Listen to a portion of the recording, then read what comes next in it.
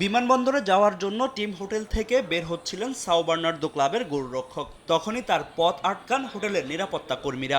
শত অনুনয় বিনয় করেও টিম হোটেল থেকে বের হতে পারেননি তিনি। মূলত বিল পরিশোধ না করায় ফুটবলারদের বের হতে দিচ্ছিল না হোটেল কর্তৃপক্ষ।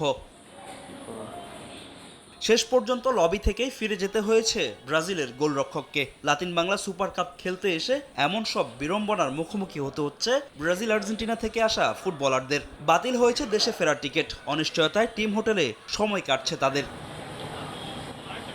উপায় না পেয়ে আয়োজকদের টিকিটের অপেক্ষা না করে নিজ খরচেই দেশে ফিরেছে ব্রাজিলের ক্লাব সাও বার্নার্দোর কিছু ফুটবলার। বাংলাদেশ নিয়ে নেতিবাচক ধারণা নিয়েই ফিরে গেলেন তারা।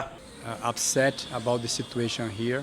বাংলাদেশের মানুষরা খুবই আন্তরিক, তাদের প্রতি কোনো অভিযোগ নেই। তবে যারা টুর্নামেন্ট আয়োজন করেছে তারা উদাসীন। ভবিষ্যতে এমন আয়োজনে অংশ নিতে দুবার ভাববো। আমার মনে হয় না এমন অভিজ্ঞতার পর ব্রাজিলের আর কোনো দল এখানে খেলতে আসবে।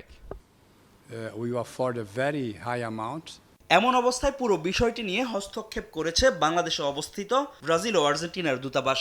আয়োজকদের সঙ্গে বসেছেন আলোচনায় হোটেল কর্তৃপক্ষ ও দেশের আইন শৃঙ্খলা বাহিনীকে নিয়ে খুঁজছেন সমাধানের পথ। মিটিংয়ে উপস্থিত ছিলেন আর্জেন্টিনার একজন প্রতিনিধি, মানে ডিপ্লোম্যাটস ওয়াইজ, বা ব্রাজিলের একজন প্রতিনিধি, আমাদের Asad sir MD, plus OC ছিলেন, অ্যান্ড হোটেল ম্যানেজমেন্টের কিছু লোক ছিল, আর আপনার ছিল ওই দুই টিমের ম্যানেজার। বিব্রতকর পরিস্থিতিতে পড়েছেন বাংলাদেশের হয়ে খেলতে আসা দুই প্রবাসী ফুটবলার ক্যাসপার হক ও ইব্রাহিম নেওয়াজ।